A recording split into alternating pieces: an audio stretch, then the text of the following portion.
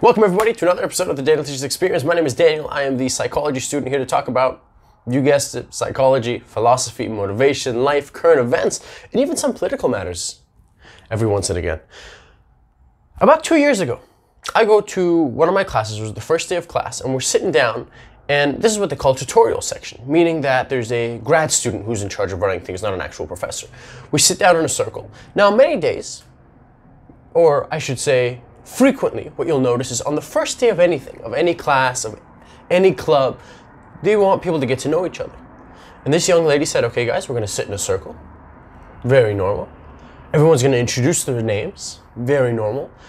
And then you're gonna mention what kind of pronouns you like to be, you use. What kind of pronouns you use in your day-to-day life. That caught my attention. I thought that was very interesting. Now, the first reason that I can think a person would want to do this is, folks, we want to be in a place where we are not excluding any individual, right? Based on anything, race, ethnicity, sexual orientation, different backgrounds. And I love that. I absolutely love that idea of wanting to incorporate everybody, wanting to make everybody feel comfortable. But I couldn't help but think, why are pronouns important? Like, why is this relevant in this matter? If your name is John, I'm just going to call you John. And if I were to get your pronoun wrong, I would hope that you would correct me. My name is Daniel. If you start calling me Tim, I would correct you. Say, actually, it's Daniel. So if I refer to you as a he, but you prefer being called she, you can correct me on it. And I just thought that was a weird thing. Like, why? What is the need to introduce pronouns into the situation? Like, for what? And it's one thing remembering names, right? And listen, folks, I don't mean it to sound like, oh, we've been doing this for so many years, so this is the right way to do. But imagine if there's a guy and he uses he and him, and then there's a girl that uses she and her, and there's another girl that uses they and them, and there's another girl that prefers like z and zer, and there's another guy like, wouldn't it be hard to remember all those pronouns? Now you're saying, well, Daniel, it's just like a name, right? That's not an excuse. You know, you can say, sorry, I can't remember everyone's name, which is true. I'm going to be honest. I'm going to share you a little secret. On the first day of class, when I'm sitting there with 15, 20 new people, I don't remember everyone's name like that. It takes me a minute. Now you want to add a pronoun game on top of that. I'm not saying I won't try to do it if that's what you want from me, but it's going to take some time. And I just thought that was interesting. I just thought that was very interesting. This pronoun thing is very recent. Like, it's not even 5 years ago. Like 5 years ago, you wouldn't go into a classroom and see that stuff, right? I really think we're coming to a place now where if you've seen those kind of old 2000s movies, the teacher would walk into like a high school. He'd walk in, hi everybody, my name is Mr. LaRusso. You know, he puts it up on the board, I'll be your substitute. But I think now we're gonna get to a place where it's gonna become standard that everyone goes up to the board, they write up their name or what they want to be referred to by the students, and they write their pronouns underneath. And I think that's very fascinating. Now the argument here, you know, on both sides is this, right? One side is like, hey man, if you could make someone feel more comfortable using a pronoun, a word, why wouldn't you? The other side of that argument is, why would you have the majority of people change themselves and adapt themselves to the minority in this case? Why? Why can't the minority just, you use whatever pronouns make you feel comfortable, but don't expect me to share my pronouns. Don't force people to share something that they don't think is any of your business. If you want to share them, go for it. But why? Why would you have to? Instagram, about a week or two ago, they said, hey, you can now put in your pronouns into Instagram. It can be right up there like with your bio. My first initial reaction was, that's great. That's excellent. Now the people who feel like they want people to know what their pronouns are, they have the option to put it out there. Fantastic. But then there were a lot of people saying, hey, every single person should do it.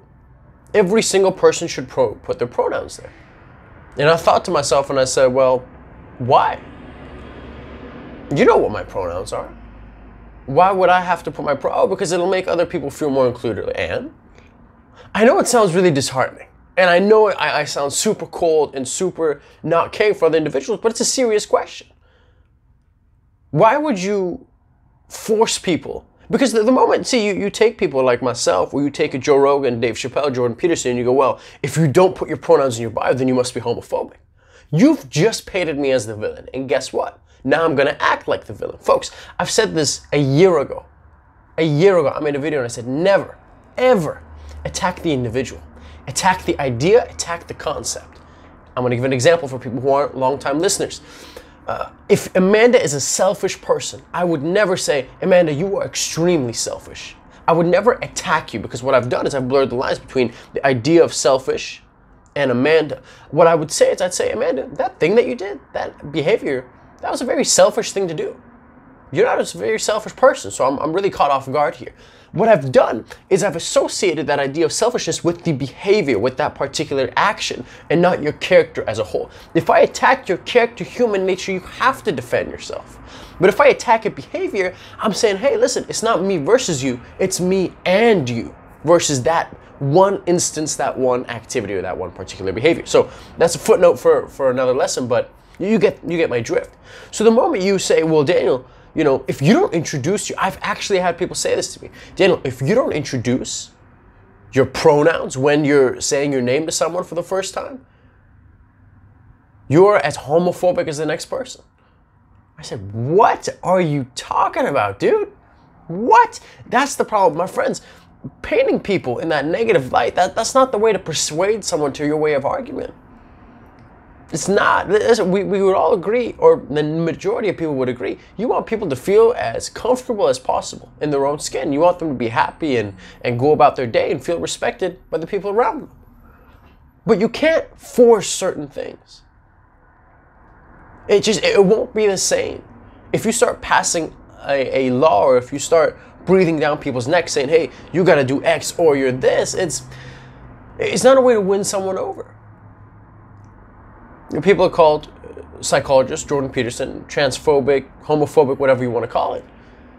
And they said he will not use pronouns. And someone asked him point blank, I said, Dr. Peterson, if I was a student in your class and I came up after your lecture and I said, I'd really appreciate it if you call me by these and these pronouns, what would you say?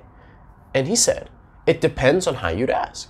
So there's a difference between saying, hey, I'd really appreciate if you refer to me by this instead of this. It would make me feel more comfortable. As opposed to, I demand that you call me by this or this, otherwise it's a hate crime, it's a microaggression, and I will call the police and I will email your supervisor telling him to get you fired. It's like, dude, what do you think is gonna happen? Folks, we wanna make this work, we really do. But you can't start painting your neighbors as the enemies, or they will start to act like your enemies. That is not the way to go. That is not the way to go. If any of my friends one day came up to me and was like, hey, Daniel, you know, man, I go by John and he and him. Just recently, man, I'm changed my name and I'd like you to prefer me by she and her. Could you do that for me? Of course. Of course, man. I like John. John's a cool guy. Or maybe he changed his name to whatever. This person is still dope. I like going out and having drinks and having a good time and playing football. Yeah, it's a minor inconvenience, and I would tell her now, and I'd say, hey, listen, I've been calling you he and him and John for the last 5 years. I'll work on it. I'll make a mental note, but please have patience. If I slip up, it's not intentional. Of course, man, happily. I never want to put someone down on purpose, right? But it's the manner in which you conveyed it. You know, I sense that when you say, oh, for example, let's say, Trisha's just a piece of garbage. Like, she's just an absolute piece of trash. I don't want her around me. And if Trisha happens to be of a minority color, let's say she's not straight or she's extremely religious, that's the first thing people will point to. Oh man, you don't like her because she's gay, huh? You got something against her? No, man. She's just a jerk. She's just not a fun person to be around. She's selfish. She talks bad about other people. She's always gossiping away. I don't have a good time in her presence. What is her being black or gay, or what does that have to do with anything? No, that has nothing to do with it. You know, you should respect everyone. It's like, debatable. If you're a respectful person, and if you're courteous and kind, man, what does it matter what your gender is, or what your ethnicity is, and what your religion is? You are a good person. I'm sure that people will reciprocate that same energy back to you. And I think it's overly simplistic to look at someone treating someone in a bad way. And are there people who are homophobic or racist or sexist? Of course. Of course. But I would argue for a lot of people, like myself, it's important to ask, hey man, why don't you like Tom? Hey dude, what? And I guarantee you they'll tell you. They'll tell you. And it's not always just because, oh, it's because they're really religious, huh? Or, oh, because they see the world in this way. It's like, there's more to it than that.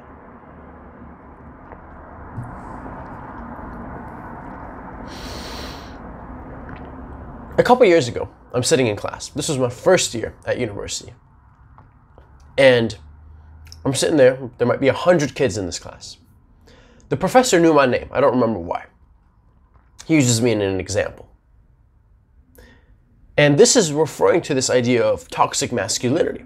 And in this world, in his class, there was toxic masculinity. And we did live in a patriarchy. For the people who have no idea what I'm talking about, toxic masculinity is this idea that people who display traditionally masculine behaviors and ideologies are somehow bad or somehow wrong. So some of these things might be, and I can't even give you a clear definition because anyone that I've asked point blank, just the layman, the regular people, they can't give me a definition.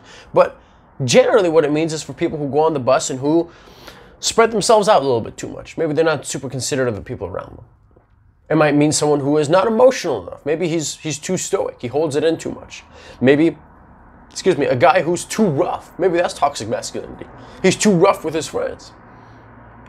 He likes to wrestle and run and chase. Maybe someone who's too aggressive. Maybe someone who's too competitive. They're trying to win. They're trying to be the best at what they're doing. That could all theoretically be categorized as toxic masculinity. And the idea of the patriarchy is that we live in a world that is utterly and completely dominated by men. And men have the absolute control.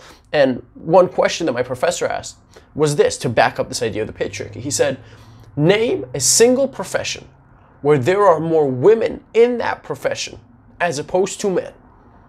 And it is viewed as a prestigious position. Prestigious in society. So, no disrespect to the people listening, but if you're a porn star, if you're a pole dancer, it's not what I'm talking about. We're talking lawyer, doctor, dentist. And his idea was, generally speaking, in those high power positions, they're men.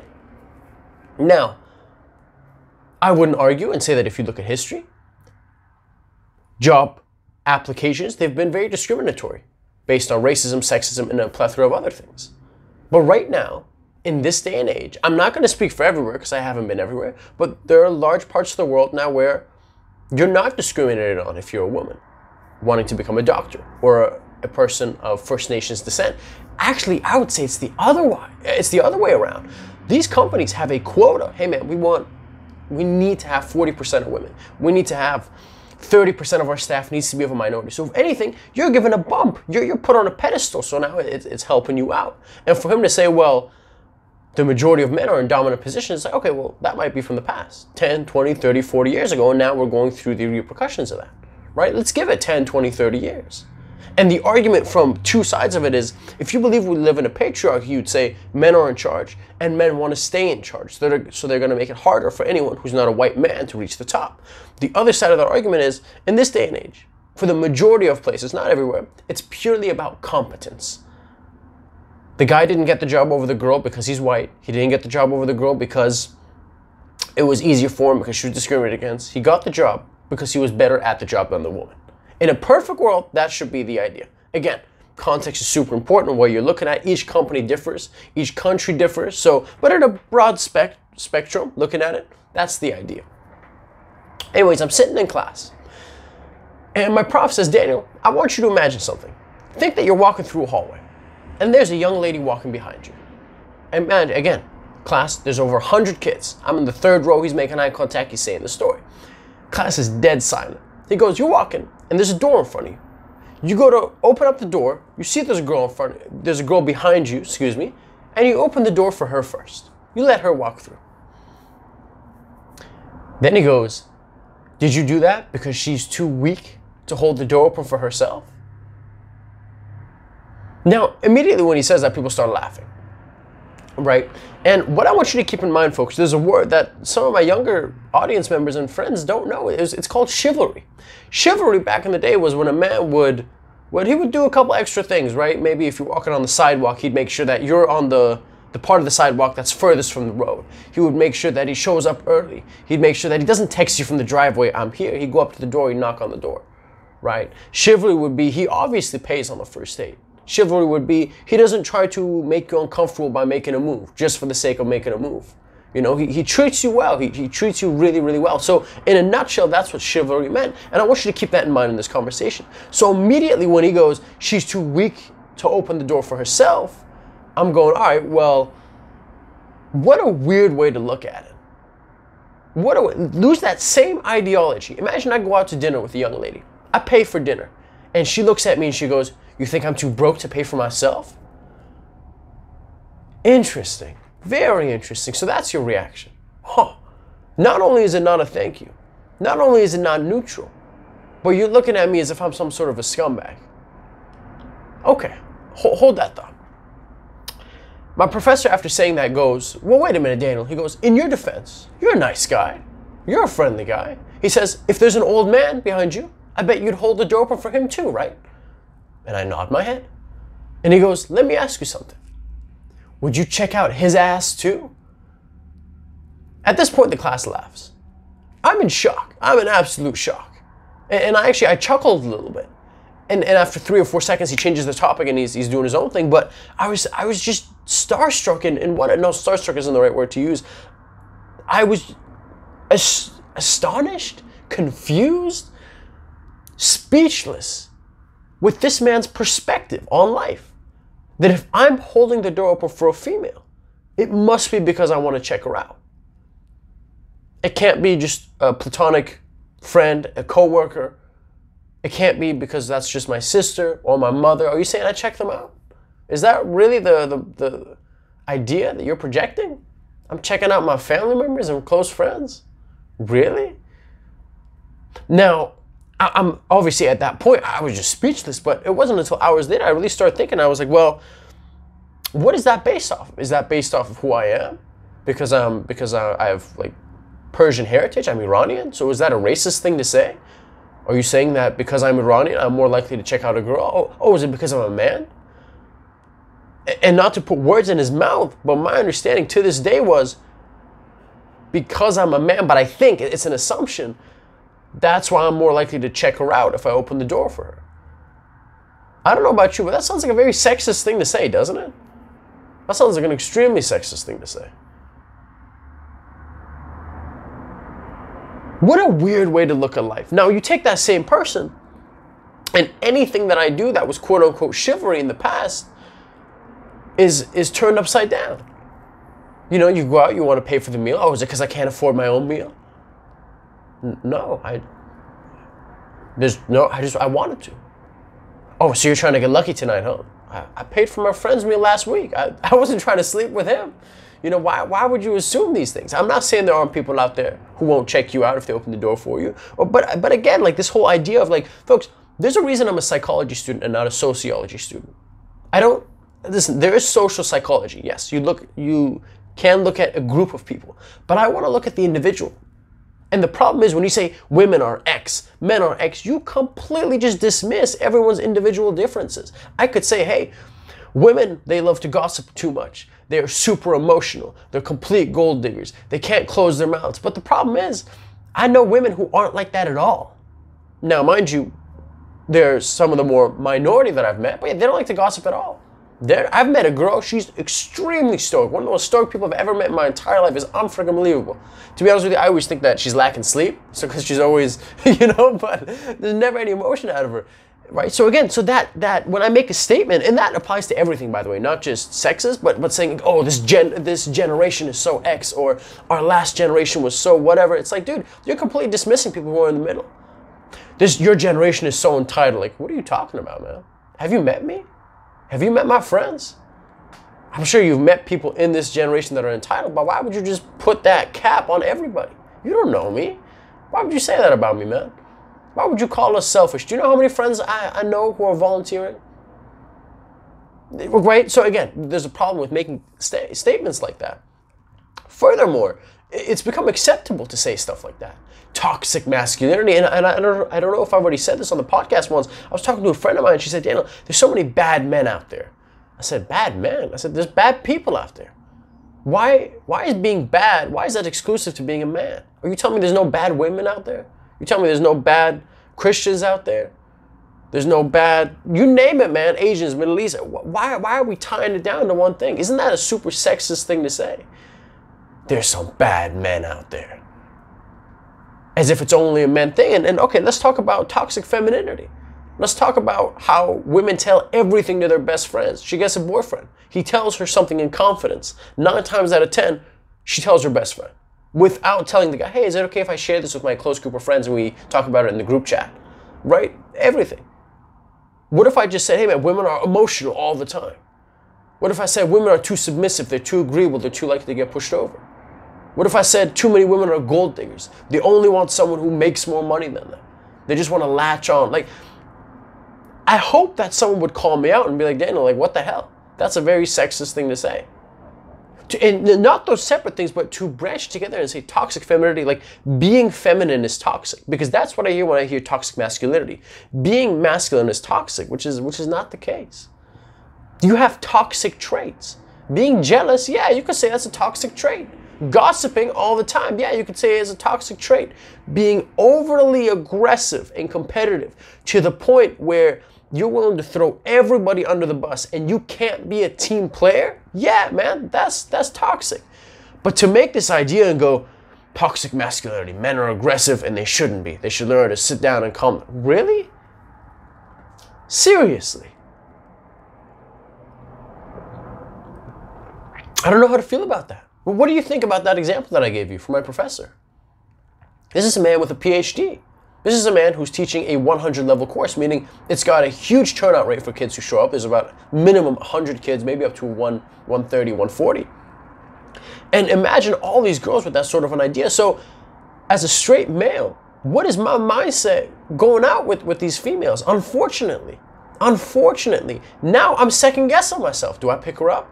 Or am I insulting that she can't drive, that she doesn't know how to drive? Do I pay for her meal? Or am I insulting the fact that she's not an independent? Do you see what I mean?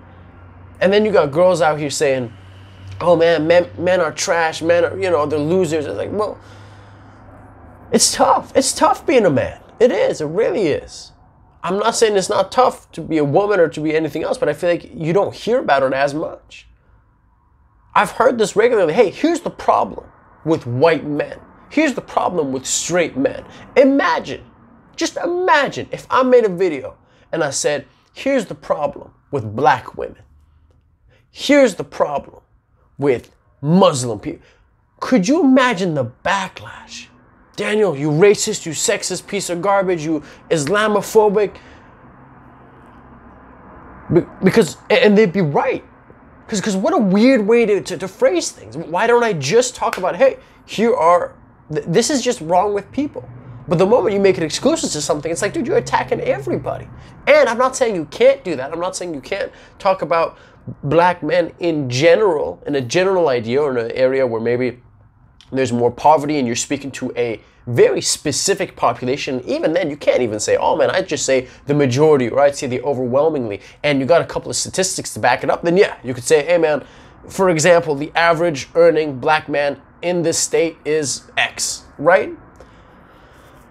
Again, on average, general, the majority of the time, if you ever read a paper, you will rarely, if ever, see something like a definitive answer. This is 100% will make you faster. This is 100% proven. It's always, we found a statistical significance. Or, generally speaking, you can look at, or, apples may, not that they will, they may help with weight loss. So they're very careful about how to use their words because words are important.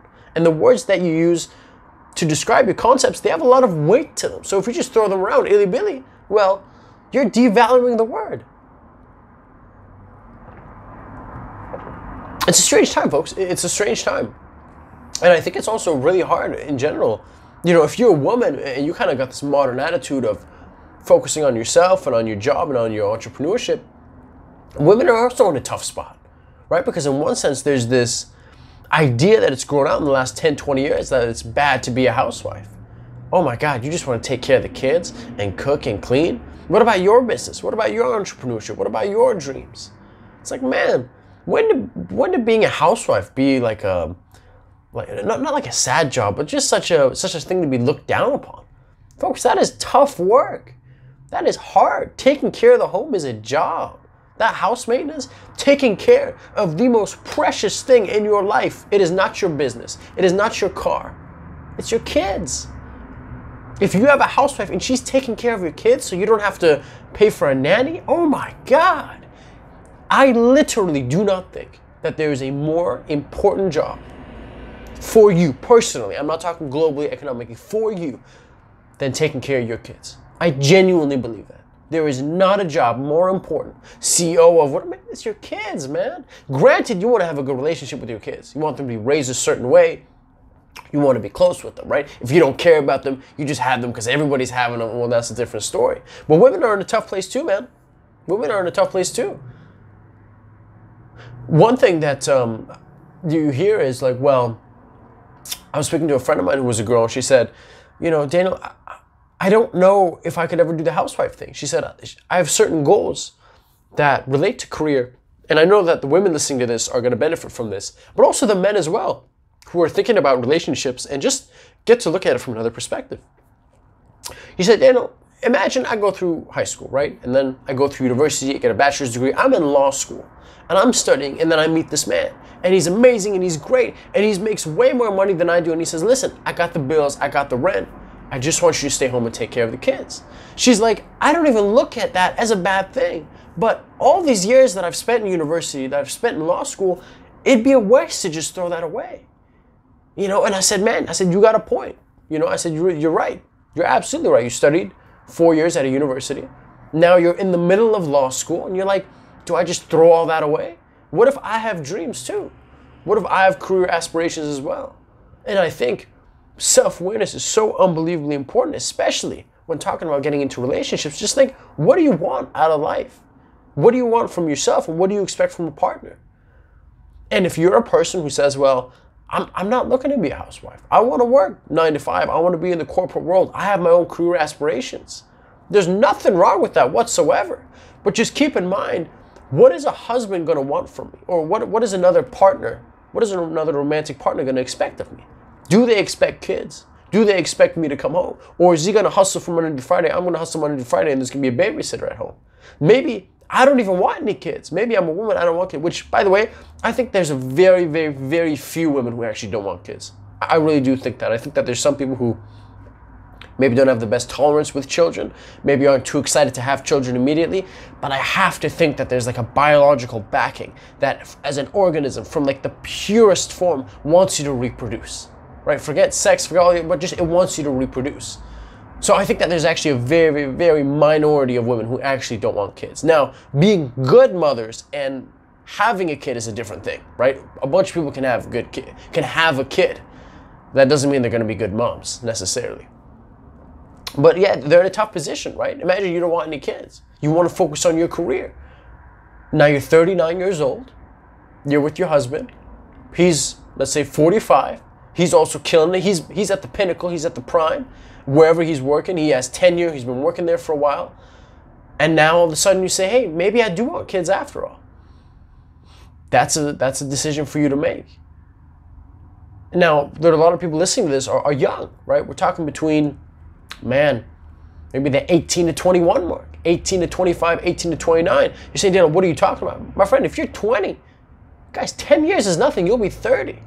And then you got to seriously start considering kids and career aspirations. What am I going to place first? And I've talked to people and they said, Daniel, career is number one.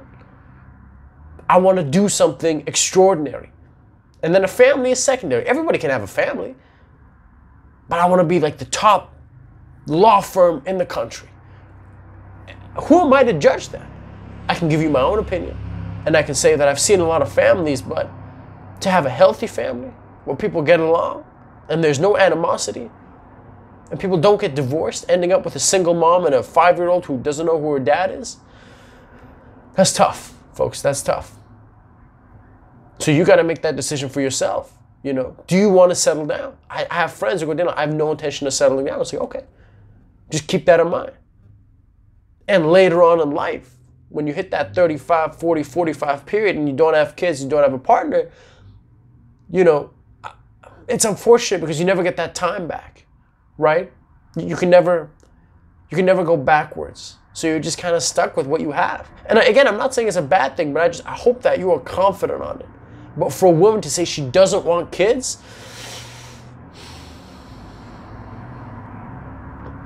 I don't know, folks. I do not know. With that being said, I don't think you should have kids for the sake of just having kids. Oh, everyone's having kids. I'm 28. It's time to have kids. No, not like that. But I really do think a big part of life is kids. But again, that's my own personal opinion. I don't want that to change your opinion necessarily. But really, really think about that. If you're a young girl, 22, 23, oh, I just want to party, go out, have fun. That's great. I'm not saying you shouldn't. But kind of keep in your mind, like, is there an age where you want to be settled down with a family? Is there an age where you want to have that kind of support around you, or not really? And those are some really important things to ask yourself. And what does the other person want? And also, too, as a man, for any guys listening, when you want to befriend a female, it's really important, and I've told my close friends this and they laugh at me. The very first few dates, man, figure out what the hell is what. What I mean by that is, don't start talking about, for example, I made a video on TikTok and I said, these are really intimate questions to ask someone. And there were things like, what's your proudest accomplishments? What's something that means the world to you? What's your relationship like with your parents? And the comment section, the number one most upvoted comment was, is this an interrogation? I feel uncomfortable. This is awkward. And what it was telling me was, people are not used to talking like that with people, whether it be their close friend. They don't have those deep conversations. And the problem is that you start talking about, well, how was the weather? What did you do on the weekend? What party did you go to? And then all of a sudden, 2 years in, you're with this person, like, hey, when are you going to put a ring on this finger? And the dude's like, I have no intention of getting married. And you're like, oh, well, what about kids? Like, I don't want kids. So my whole idea is, at the very, very beginning, do yourself a favor and do your partner a favor. Be extremely clear about what you want. I mean it, and some people might feel uncomfortable, but I would 100%, doesn't have to be on the first date, but very early on, I'd say, hey, what are your thoughts on kids? What are your thoughts on your career? It could be very vague. How many kids do you want? Where do you, it doesn't have to be like that, but just, hey, what are your thoughts on your career? And very early on, you'll see how driven they are. Oh, I'm going to do this like forever. I want to go to the day I die. This comes first. What are your thoughts on kids? I don't really like them. I love them. I can't wait. Kids are definitely a big life goal. I would love to have 3 kids. And for some of you, this might sound super weird and uncomfortable, but I promise you, the amount of stories I've heard, people are dating 2, 3, 4 years. And then she goes, yeah, it's great. I'm like, he's my fiance, but he doesn't want any kids. I'm like, oh my God, like, why did you start dating? Like, knowing that if you want kids and he doesn't want kids, why would you date him? She's like, well, I only found out like 6 months ago. I'm like, 6 months? You've been together for 3 years. You told me that didn't come up? That wasn't an important thing to negotiate? I don't give a cat's whiskers what you think about MMA or what you think about football or what you think about my shirt, but I care about, hey, what's your political stance? Like, is it extreme? What is your religious stance? Are there any hard red flags for you? Oh, what was that? You only date vegetarians? Well, peace, sucker, right? So please, my friends, in the beginning, and again, I don't know what I'm talking about. I'm not a dating expert. I'm not a sexy Mexi coach. I am a life coach, you could argue, but I'm not a relationship expert. I'm not a specific relationship guy. From the stories that I've heard from people, that is the best way to approach it. That is the absolute best way to approach it in the beginning. If you're genuinely serious with this person, you want to start knocking those bad boys out of the way if your intent is marriage. If no, you're hanging with them just to have fun, see what happens, it's not serious, then no, forget everything I just said. But if the intent is marriage and staying with this person, please take what I've said into consideration. That's been another episode, folks. Thank you very much for listening. I appreciate your support. I will see you folks next week. Have an absolutely brilliant time. If you're watching this on YouTube, I appreciate every subscribe, like, and comment. And always on Apple Podcasts and Spotify. Thank you very much. Have an extremely amazing and safe day. Take care. Bye-bye.